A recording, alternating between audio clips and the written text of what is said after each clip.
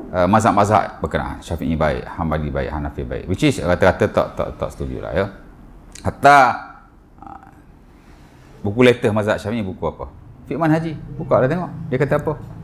Wabah Zuhaili, lebih spesifik lagi.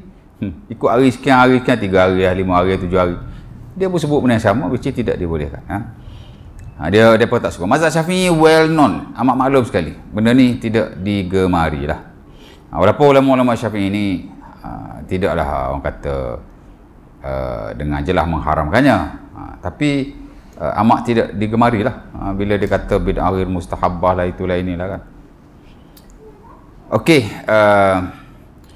tapi katanya ada buku yang lain lah, buku yang mutaakhir ini, buku ni yang digabung keseluruhan kan.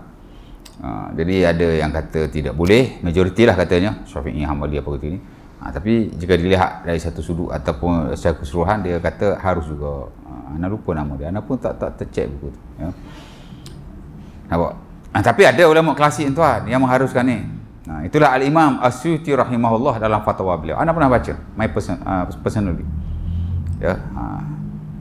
Di mana dia bersandarkan kepada athar.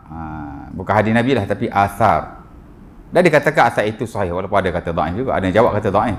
Antara ini asar Tawus, yang mana Tawus dia menggalakkan orang bila mati buat makan sehari, 2 hari, 3 hari macam itulah ya.